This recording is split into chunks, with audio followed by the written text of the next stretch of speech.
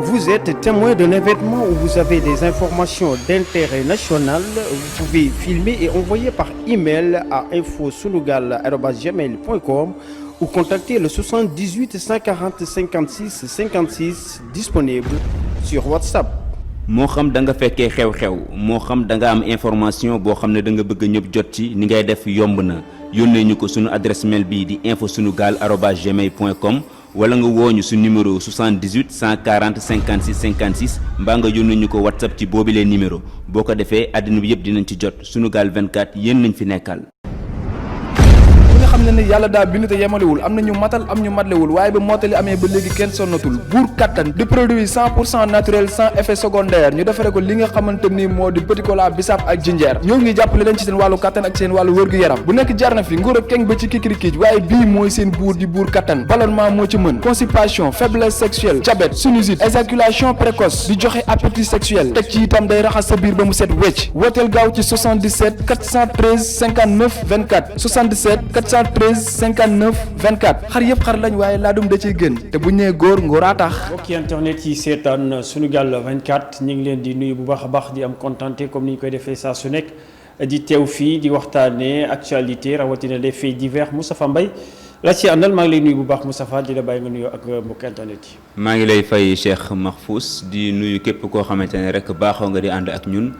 si sunu jotaay yi ñuy amal bés bu yàlla sàkk di ci waxtaanee lépp lu ñeel actualité. ayca mi ngi noonu ñu daal di wax ci mbir moo xam ne si nii mbir mu doy waar la mi ngi am samedi di ak gaal goo xam ne si nii mu ngi bawoo woon fële ca Gambie daal di am problème nag ñi nga xam ne si bëri ñàkk nañ ci seen bakkan di gaal goo xam ne si nii dafa daal di exploser ci large yi nga xam ne si moom moo nekk fële ca Mbour donc moom gaal googu yaboon lu toll ci 200 personnes yoo xam ne si ñoo ci nekkoon wutali woon fële ca Espagne ñoom ñoo du bëri ñàkk ci seen bakkan Moustapha ci loolu laa bëggoon ñu waxtaan ci ginnaaw bilan bi nga xamante ni résultat premier élément enquête bi génn nañ ko lu toll ci téeméer jàpp téeméer ak juróom fukk ñoom ñi mën nañu wax ni ñàkk nañ ci seen bakkan ña ca jot a raw nag bariwul ñooñu ña nga ñu téye waaye du ñàkk ne dinañ leen daal di bàyyi ndax comme ni ñu koy waxee Moustapha amul benn loi boo xam ne si nii tey mën na leen chargé donc dañ leen di libéré donc mu nekkoon ñaari pirogue nag yoo xam ne dina leen interpellé ñi nga jóge woon fële ca Gambie niki àjjuma vers les coups de 3 heures du matin lañ fa jóge woon donc samedi ci la ñu gis gaal googu ci biir ndox mi foofu tolloo ak Mbour mu daal di exploser ba ñu bëri ñàkk ci seen bakkan Moustapha ci ñu daal ci dugg daal di waxtaane ni nga xamante ni moom moo xew fële ca Mbour ñu bëri ñàkk seen bakkan ndar la ñu bokk ñi ci ëpp bokk ndar la ñu dëkk mu mel ne que ni chaque jour ñu ngi gis gaal yi ñu ngi dem problème yi ñu ngi am ba ci bii Macky Sall sax génne na daal di joxe jàllam naka nga dundee mbir moom yi. waaw ni ñu koy gisee d'abord dañuy jaale képp koo xamante ne famille nga te nga am ay njaboot goo xamante ne ñàkk nañ seen bakken parce que démb maa ngi doon suivre ay reportage yoo xamante ne vraiment fële ca Ndar naqar ak tiis fis na fa lool mi lu métti ñoo xamante ne ay père de famille lañ ñenn ñi ay waxambaane tool seen digg àddina yàlla jël leen ci anam yi ñu demee di gaal goo xam ne dafa exploser digg géej vraiment ku gis image yi di nga am lu métti lool mi mbir moo xamante ne pour man benn suite la loo xamante dafa yàgg nuyoo yàgg fee nekk mais suñu autorité di ko tànqamlu wala ñuy gëmm seen i bët di xam le ne ñi ngi def li leen war wante ndaw ñi moo si am ñoo xamante ne dañoo yàkkamti wala moo si am ñoo xam ne dañoo doyluwul d'accord am na ci ay points yoo xam ne mën nañ ko jël en compte mais tamit dafa yomb trop nga jël mbir mi rek daal di def benn analyse boo xam ne c'est trop simpliste parce que bu fekkente ne da nga nekk si dëkk jamono ji ñëpp gis constaté nañ ko mënul pa toog une semaine te gisoo ay passeurs ñu jàpp wala ñoo xam ne dañoo dem ba yegg ñu jàpp leen wala ñoo xam ne seen gaal dafa suux si biir géej bi donc c'est devenu fréquent ba nga xamante ne pour man lii waroon nañ koo mën a xaar loo xamante ne nuyoo woon la mais malheureusement man xaw ma mbir mi nu mu demee parce que tey jii bu fekkente ne chaque jour ci garde-côte yi ñi ngi am ñi ñuy jàpp man pour man war nañ mën a redoubler vigilance depuis bi corona bi commencé teggi tànkam fi Sénégal ba léegi xool ni ñuy def ba gën koy ñàkk naam dina difficile parce que ku xam géej gi ni mu bindoo dina xaw a jafe mais ñu redoubler vigilance côté boobu noonu xool naka la ñuy def ba gàntal ko fépp fi nga xam ne quai de pêche la te nga xam ne ñëpp xam nañ ne taamu nañ fa pour demee fa ñu def ñu xool nu ñu leen di infiltrer xool nu ñuy def ba lépp loo xam ne def nañ ko ñu mën ko déjouer je pense que loolu bu ñu ko defoon mën a dokk ci solution yoo xam ne dafay def prévention donc prévention boobu pour man moo manqué na benn prévention ak benn rigueur boo xam ne waroon nañu ko mën a def pour teel a gàntal pexe ñuy def d'accord nag chaque jour ba di nga dégg ñoo xam ne tamit ñi ngi leen di gàntal mais je me dis que doyul parce que bu doyoon suffisamment dina am yoo xamante ne amaana mën nañ ci teg bët parce que loo xamante ne mbooloo ñooy dem du benn nit bu doon benn nit boot saagam rek dem mais lu mbooloo di defandoo di dem pour man bu surveillance amoon nu mu demee balaa ñoo dem dinañ leen teg bët. surveillance bi am na kii solo surtout ci garde-côte yi ñu bàyyi xel bu baax a baax ci yooyu les pirogues di sëf ay ndaw jëmaleen foofu ca bitim réew waaye tamit Moustapha leneen da cee am muy li nga xamante ni moom mooy ñàkkum xëy mi. ak manque de politique boo xam ne si dafañ koy jëmale ci wàllu emploi pour mën a téye fii ndaw yi je pense que loolu moom mooy problème bi suñu lijjantee xëyum ndaw ñi rek loolu yaakaar naa lii nga xamante ni am na bërki démb wala gaal yi nga xamante ni tey dañuy yàpp ay nit di dem di suux wala ñuy dem leen di wàññi dina wàññi ko bu baax a baax. mais loolu mooy épine dorsale problème bi maanaam ñàkkum xëy bi nga xamante ne moom la askan wi di dund jamono ji te ñëpp a teg seen bët. mi mbir mu doy waar am na ñoo xamante ne sax dañ lay wax ne amoon nañ liggéey mais dañoo dem ñenn ñi am nañ liggéey ñenn ñi doon nañ gagné parce que ñenn ñi boo jëlee fayee 500000 francs kenn ki fay 400000 wala ñu fay 300000 am na si lu ñu doon yëngatu dajale ko ba am ko doog a dem donc am na ñoo xam ne am nañ xëy mais dañuy dem donc am na benn te li gën a ñaax ñi dem mooy da ngay nekk nit ci koñ mu dem jàll nga am ay nouvelle mu lay WhatsApp wala ngay dund yenn yi donc koo xam ne yéen doon dëkk ci koñ mu leer ne dem na léegi mi ngi liggéey quelque part yow tu dis pourquoi pas ma dem ci gaal yi la demee donc dafay doon benn mbir moo xamante ne benn suivisme boo xam ne ñoom dañ koy def yaakaar ne c'est tout à fait normal man du ma dëgg ay nit ci koñ ñi dem di réussir man ma toog ci koñ di leen xool toujours ma nekk foo xamante ne bu tayee ma napp bu subaa du ma napp bu tayee ma jaay bu subaa du ma jaay bu subaa du ma xam lu may dundee donc pour man politique de l'emploi bu état bi des na bu baax a baax encadrement bi ñu waroon encadrer ñi nga xamante ne ñooy pêcheurs yi parce que li ñu mujjee wane ci fan yu mujj mooy bëri na si ñi dem ñoom ñëpp ñu ci ëpp ay nappkat lañu la preuve mooy souvent bu gaal gi diggee da ngay gis ay waa Mbour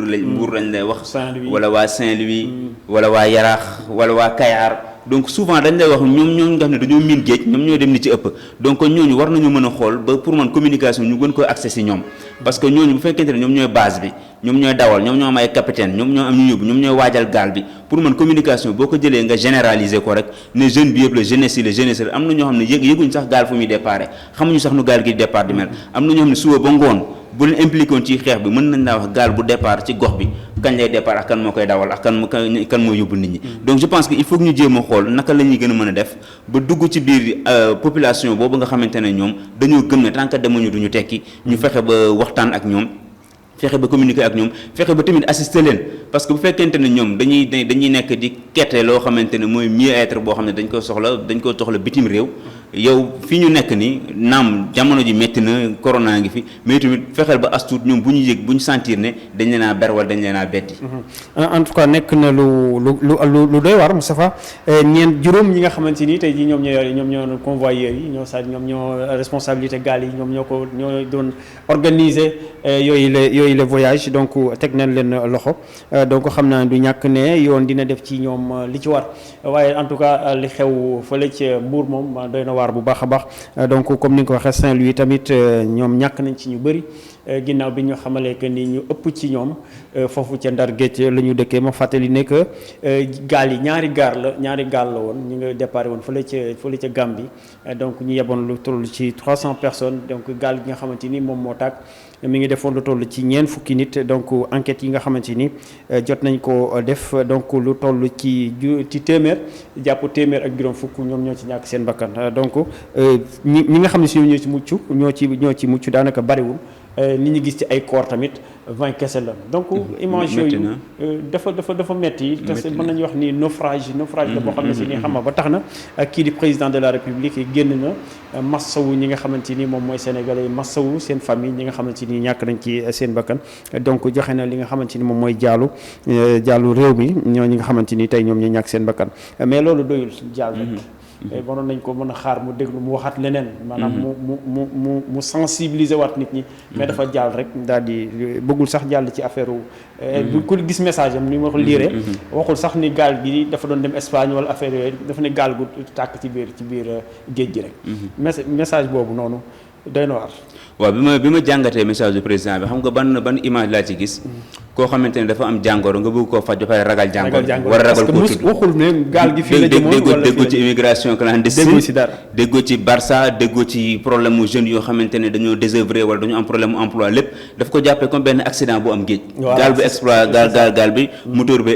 explosé ñàkk seen bakken mu ne dina accompagner famille yi ñu fi bàyyi donc waxul sax ne nañ jéem a def fexe de telle sorte que retenir jeunes yi fii dootuñu demati mais daf ko jàppee benn accident bu am digg géej ñu dem man pour man loolu c'est éluder la question dafa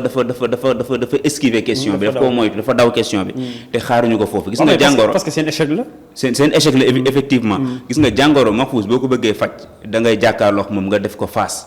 lu mu laaj nga jox ko mais fekkente ne da nga ko bëgg faj ba pare di ko daw doogu mës a faj jàngoro jooju il faut que ñu nangu ne échec am na ci ñoom seen liggéey il faut que ñu nangu ko te loolu du moom dong depuis président yi nga xam ne ñu mës a nekk ñoom ñëpp la politique de l'emploi de la jeunesse dafa mës a nekk problème suñu njiitu réew mi fii dafa mës a nekk problème donc kon yow boo ñëwee nga hérité que yaa ngi def ay jéego ñu nangul ne def nga ay jéego mais nangul ne tamit sa mbir politique bi échec am na ci parce que boo promettre 500 000 emplois ñu demal ci dem nga promettre 1 million d'emplois ba léegi ndaw ñaa ngi xëy di toog ci buntu kër yi ba léegi ndaw yaa ngi xëy du ñu liggéey bu ñu la waxee ngay indi ay chiffres yoo xam ne di jéem a taf yëngal gauche droite te bu ñu defee ay études sax wax ci waaw wax ci chômage bi ñëpp génn weddi ko gis nga études yi nga xam ne OIT génnee nañ ko alors que la réalité est sur le terrain waaw boo génnee ci terrain bi gis mi ngi noonu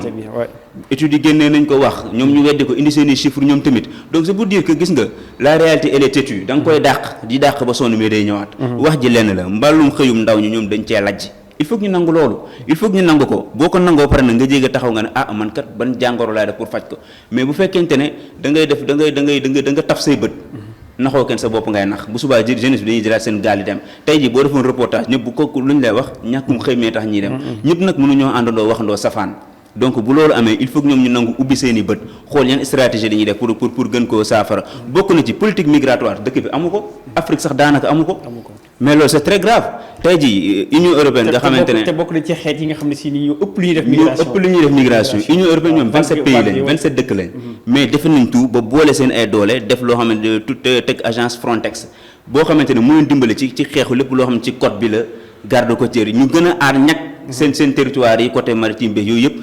conjuguer seen i force def ay effort ba nga xamante ne dañoo boole seen ay doole ba benn dëkk sax boo gisee ne benn pays mi ngi koy song am na fa doole dugub bi bëri na fa comme bi mu dalee woon Grèce ñëpp ñëw force yi ñëw daal di koy jàppale ñu ngi ko teg en 2004 ba 2020 bi actuellement ñu ngi utiliser presque 1500 personnes yoo xam ne ñu ngi ciy liggéey di fexe ba seen territoire yi ñu boole seen ay doole liggéey bi doon benn mais fii Afrique loolu amu fi au moins bu fekkente ne 63 pays mënuñoo boole wut benn politique migratoire xam nañ dafay jafe mais Afrique de l'Ouest xool nu ñuy dajaloowee xool naka la ñuy def ba suñu ndaw yi di dem naka la ñuy def ba téye leen naka la ñuy def ba ñàkk leen géej gi ñuy jël naka la ñuy def ba waxtaan suñu biir fexe ba frein na ko naka la ñuy liggéeyee ak ñoo xamante ne ñoo ñuy surveiller suñu côté ba booy duñu départ yi parce que géej gi leen mën a jaar mais yooyu yëpp doo ko gis dañuy toog tànk seen banque seen ay loxo toog te malheureusement ndaw ñi nga xam ne dañuy dem am foofu liggéey parce que corona bi moo fa jaar Allemagne dëkk yu bëri yaa ngi gis ñoo dañoo am actuellement problème main d'œuvre réel dafa posé ko léegi ñoom ñu xam loolu corona bi jeex ñëpp ñu takk jóg nañ dem bitim réew la léegi dem boobu ñuy dem nag nga xam ne ñii boo fa demee dañ lay sox te ñi fa dem ñu ngi leen di jël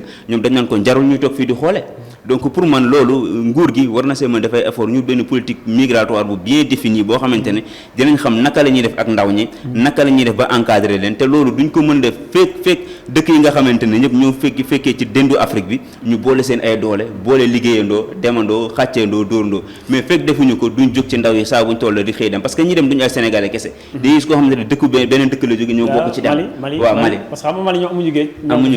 fii la ñuy jaar dem dina am ñoo xam ne si sous région bi la ñuy jógee dem parce que fii moo gën a jege donc pour man daal loolu war nañ njiitum réew war nañ cee def ay effort yu am solo su ko defee xool nag fan la ñuy teg seen tànk mais dañuy jàpp ne rek comme ndaw ñi moom ay yoo xamante ne la amul solo benn épiphénomène la boo xamante ne day jàll benn période rek su ko defee ñi ngi nax seen bopp parce que lii ñëw suba mën na gën a garaaw te nit moom lu mu def gis kenn tekki na ci day yaakaar moom bu ko defee dina tekki en tout cas jamono ji moom gis nañ ni bëri na trop daanaka chaque 2 jours wala chaque 3 jours nga dégg ñu ne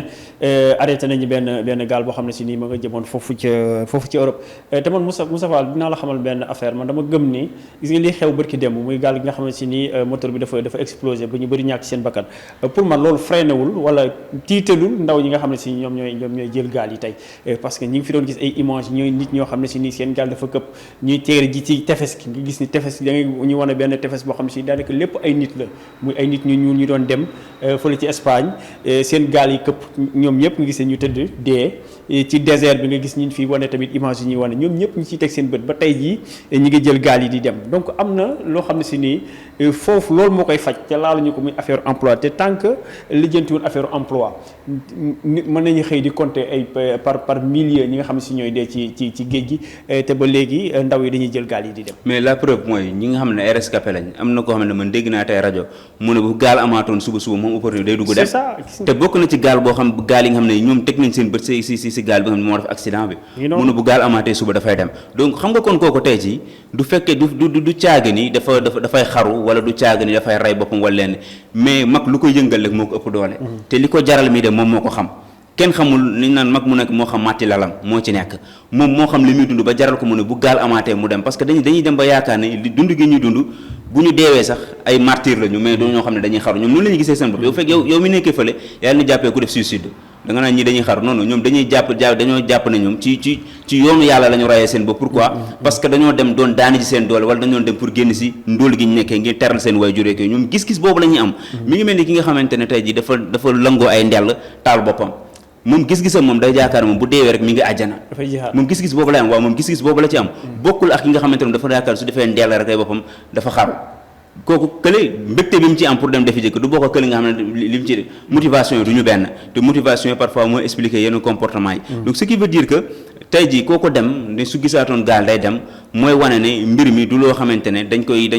traiter de façon symptomatique ça veut dire gis nañ gaal gu ñu jàppale ñu dem waxtaan ak ndaw yi def benn mission invité leen benn table ronde ak ay sociologue ñu toog def sensibilisation lii baaxul lii pour man romb na loolu romb na foofu fajul dara xam nañ ne loolu tamit c'est pas productif donc il faut ñu xool mais beneen solution amuñu beneen issue solution bi rek kay mooy gën a xool nu ñuy ñagee départ yi gën a redoubler vigilance ba nga xam ne dem en attendant ñu gën a liggéey tamit seen politique de l'emploi su ko defee ndaw yooyu nga xamante ne ñoom ñoo gën a exposé pour dem ñu xool naka la ñuy def ba retenir leen. am na ñuy wax di joxe seen xalaat ci ñi nga xamante ni sooru ñi nga xamante ni tey ji ñoom ñooy jéem a dem ci gaal gi ci mbëkk mi comme loi bi tegul dara ci seen kaw donc amuñu ñi nga xamante ni ñoom ñooy dem amul lenn loo xam ne si ni tey loi prévoir na ko benn charge boo xam ne dafa leen ko teg am na nag ñu jóg ne dañu war a criminaliser li nga xamante ni moom mooy phénomène boobu képp koo xam ne si di dem nga ci gaal bu ñu la jàppee ñu yóbbu la kaso mais yaakaar naa loolu du solution ku ci mel ne Moustapha Diakhaté def na proposition bi moom yaakaar naa ni loolu moom lijjantiwul problème bi ay problème la ñuy indilaat parce que kaso yi moom moytu dina fees. non ay problème lay indiwaat parce que tey ci mënoo jàpp lu mat 200 jeunes ba gaal yi ñëpp xam nañ li ñuy def wala gaal boo xam ne def na 100 et quelques jeunes nga jàppale ñoom ñëpp ne leen kàpp dem leen wuy ji Rebeuss wala dem leen wuy ji feneen waaw chaque 2 jours nga finalement dootoo amati foo leen def je pense que loolu du problème et puis ñooñu nga war leen tëj kaso si koo xamante ne moom dafa bëggoon beneen sentiment la am boo xamante ne am na beneen nga freiné ko doyul nga bëgg ko tëjaat si kaso restreindre ay liberté am ko catastrophe lay jur mën na jur sax ay révolte ci biir prison yi mën na jur sax ay révolte ci biir prison yi parce que loolu mën na doon mutinerie yi mën na indi mutinerie boo xamante ne kenn du xam fu mu jëm je pense que loolu du solution xonet gi nekk ci ñoom loolu la dootuñu ragal dara mi ngi noonu xonet go ku ragalul dee voilà ku ragalul dee ci géej gi passé fa ay jours ragalul dee nga jël ko teg ko ci kaso waaw fu mu jógee moo gën a garaaw waaw wala mu doon beneen rescapé nga bëgg ku ragalul dee nga ne ko dama la tëj kaso damay faral di wax xaru weesuwul di xeex ak koo xam ne ragalul dee parce que kooku moom day jàpp ne yow loo ko dóor moom dee na ba pare yow yaay si am pertement parce que yow mën nga see dee c'est exactement la même chose moom dafay jàpp ne man bu ma tëjee kaso tamit man sama dund daanaka man sama yoon nekku si parce que man yaakaaroon naa ne su ma desoon si géej gi sax jël ko kaso bi kon je pense que du solution bi kay mooy ñi nga xamante ne ñooy concerné ndaw ñi ñu xool naka la ñuy def ba retenir leen fii ba fixer leen si zone yi nga xam ne ñoom la ñuy liggéey dafay étude yu sérieuse yan ndaw ñooy gën di dem pour man dafa laaj étude yu sérieuse boo defee yan ndaw ñooy gën di dem ak lan mooy tax ñi dem lan mooy motiver loolu lépp boo defee étude ba pare nag après nag nga doog a ñëw nag ak solution yi def ay proposition xool naka ngay def ba fixer leen léegi suñ dee ay mool nga xool naka ngay def ba waxtaan ak ñoom suñ doonu ay mool parce que Europe soxla na ay bras d'accord mais mën nañ ko accompagner encadrer ko ba ndaw yi dem jaar ci yoon bu normal bi jël ay roplaan wàcc ñu teeru leen ñu ànd yóbbu leen fi ñu liggéey même c'est des ay partenariats la mais mën na am ci entre ñaari réew yi te daan na am fi sax Sénégal ndaw yóbbu bu ñu liggéey loo leen fay leen. mi ngi noonu daan na am fii Sénégal. waaw mu jaar ci yoon bu mais normal tey ñi nga xam ne si ni ñoo egg sax président bi daan ñu leen indiwaat. waaw xam nga loolu tamit problème lay doon wala ku ci yegg tamit balaa nga am insertion beeg yeneen mbir la yoo xam ne peut-être foofu dinañ ko lijjanti mais pour man daal yaakaar naa ne daal autorité taxawaay bu responsable dañ ci waroon am amuñu ko. loolu il faut que ñu wax ko parce que suñ demee ba coow li am tey jii amul benn instance wala organisation boo xamante ne tey jii état bi am na doole goo xamante ne moom mooy encadrer ndaw yi. amul lenn loo xamante ne am na taxawaay bu am jëmm bu ñu ko fi teg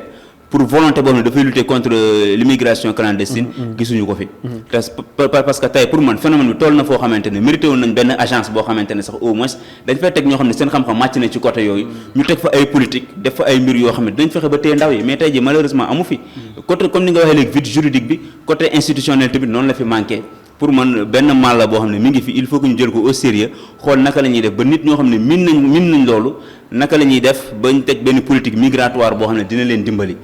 L'absence d'une politique migratoire je pense que bokk na ci cause yi nga xamante ne moo waral li ñu dund jamono ji te il faut que suñu politique il faut que suñu homme politique yi remédier ko. en tout cas li ci gën a doy waar pour man ñi nga xamante ni dama leen di invité fii ci émission yi ñuy amal ci fii ci Sunugal 24 di wax ci wàllum immigration clandestine ñu ci bëri dañuy dem ba egg di gaal la ñuy jël dañuy dem ba egg mais suñu eggee président Macky Sall moo leen wax ñu indiwaat leen donc je pense que te am na yeneen doomi réew yeneen xeet yoo xam ne si ñu nga fa soit ay Maliens lay nekk wala ay Gambiens ñooñu suñu laajee seen président rek day wax ñu leen bàyyi ñu dugg ñu bàyyi leen ñu dugg mais Sénégalais yépp lañ leen di retourné waat ci ndigalu président Macky Sall ñu bëri di ko ñaawlu ñu may invité fii ñu bëri dañuy wax ni ñoom Macky Sall moom moo leen refoulé mais su du woon Macky Sall donc dañ leen di bàyyi ñu dugg te man li may wax foofu rek mooy koo xam ne ni xas na ba egg mën nañ ko bàyyi mu dugg mais nag boo ko indiwaatee fii tamit joxoo ko xëy joxoo ko dara mu nekkaat ci li mu nekkoon tamit gën a xonet sax day delluwaat loolu du solution mooy ñuy delluwaat rek ñu jàpp ñi nga xam ne egguñ ñeen jàpp mën na leen indiwaat mais ko xas ba egg moom vraiment war nañu ko mën a bàyyi mu jàll Moustapha mais parce que day delluwaat soo fi indee day delluwaat parce que yow yàgg nga fi gis ni ma dem naa ñetti yoon ñi naan dem naa ñaari yoon tey jii gaal gi noonu ak ñooñu ñu bëri boo leen dénkoon sa micro laaj la ñu c'est pas la première fois ñiy dem donc am na ñoo xam ne dem nañ demati ki ma fi mujjee invité ne dem na 3 fois te bu gisaatoon gaal day dem mi ngi noonu xoolal loolu ku dem 3 fois ne bu gisaatoon gaal day dem ñi 4 fois donc ce qui veut dire que du loo xamante ne ay dem dellu suñu indi la ñoom dañuy jàpp ne ñun fa la ñu jëm foofu la réussite bi nekk ñun loolu la ñuy jàpp fa la ñu dem foofu la réussite bi nekk kon kooku tey yow da ngay fexe nan ngay fexe ba gëmloo que ne réussite bi tamit am na fii réussite bi ngay wuti jëfale am na fii mais su fekkee ne gëmloo ko loolu am loo foo ko yaakaare ku ñëw rek dellu siwaat leen ko mais dañuy delluwaat quitte à ce que ñu perdre seen vie si géej gi loolu du solution bi war nañu mën a xoolaat tamit taxawaay boobu en tout cas man day d'accord ma ci benn yoon bu fekkonte ne am na lu leen tegal fii sax loo xam ne si tey suñu ñëw ñu jàpp ci je pense que mën na leen indi mais bu ñu ñëwee fii 10 000 francs leen di jox na leen 10 000 francs ku nekk foo jëm ci Sénégal war na la mën a yóbbu donc mu nekk loo xam ne si nii ñaawlu nañu ko bu baax a baax mais nag immigration clandestine moom jël ay gaal kenn cautionné wu ko kenn digalu ko kenn man li à chaque fois loolu laay wax samay invité yi nga xamante ni dañuy jaar ci gaal gi gaal moom dara jaru ko mën nañ toog fii ñu liggéey mais nag ci jàppale ki nga xam ñi nga xamante ni ñoom ñu jiite ñu tegal ñu ay conditions yoo xam ne si ni tey dinañu mën a liggéey suñu réew réussir fii loolu moom moo am solo donc Moustapha Diaw Fara mi ngi may def signe que ni li ñu cërloon ci waxtu daanaka jeex na dama lay bàyyi rek nga daal di def sa kàddu bu mujj nga tàggatoo ñu yëkkati jotaay bi. waaw fi may daanelee rek mooy di ñaax encore une fois ndaw yi d'accord dëkk bi metti na waaye tamit dara jarul ba kenn d'accord parfois di nga bëgg dimbali sa yaay di nga bëgg dimbali say baay waaye tamit bu fekkente ne da nga dem des ci géej gi teraanga gi nga doon wuti sax amaana di nga leen bàyyi naqar goo xamante ne parce que am na si koo xamante ne bi waaye juróom yëgee ne des na si géej gi fa la ñàkkee bakkanam waaw xam nga kon kooku tey ji tamit indi na beneen maal boo xamante ne teraanga moo ko taxaw na jóg kon yooyu yëpp nañ koy sóor xam ne tey ji mën nga dem réussir jàll mais mun nga dem foofu tamit nga torox fa am na ñoo xam ne ñi ngi fa bëgg a ñibbisi mënuñoo ñibbisi donc il faut que ñuy sóor loolu yooyu yëpp tamit xam ni sóor ñi ñuy bàyyi ginnaaw doo toog sa buntu kër guddi ba mu neex la rek nga ne pàccat dem sa waa kër xamuñu foo dem beneen mbir lay doon il faut que ñuy sóor ñi ñuy bàyyi ginnaaw sóor fay la ñuy fekk ji tamit ñu bàyyi seen xel si yu bëri balaa ñu koy def xam ne parfois lu baax dina tax a jóg mais di nga causer mal boo xamante ne sa koñ attristé sa waa dëkk bi yëpp te loolu boo ci réfléchir woon tuuti di nga toog fii dërëm ak ñaar dërëm bi la yàlla damay nga suturloo ci ba gis yoon wu leer nga dem. ayca jaajëf Moustapha ñu ngi leen di jaajëfal lu baax yéen tamit ci seetaan bi ak kóolute gi nga xamante ni am ngeen ko jëmale ko ci Sunugal 24 ak suñu programme yu am solo yi nga xam ne si ñu ngi ko fiy def Diaw Fara moom moo nekkoon ci wàllum réalisation bi ak technique bi yéen ñi nekk bi réew ak bitim réew di leen jox dig daje suba incha allah beneen plateau ak yeneen actualité Vous êtes témoin d'un événement où vous avez des informations d'intérêt national. Vous pouvez filmer et envoyer par email à infosunugal@gmail.com ou contacter le 78 140 56 56 disponible sur WhatsApp. moo xam da nga fekkee xew-xew moo xam da nga am information boo xam ne da nga bëgg ñëpp jot ci ni ngay def yomb na yónnee ñu ko sunu adresse mail bii di infosunugal@gmail.com wala nga wooñu su numéro 78 140 56 56 mbaa nga yónnee ñu ko WhatsApp ci boobilee numéro boo ko defee àddina bi yëpp dinañ ci jot Sunugal 24 yéen nañ fi nekkal.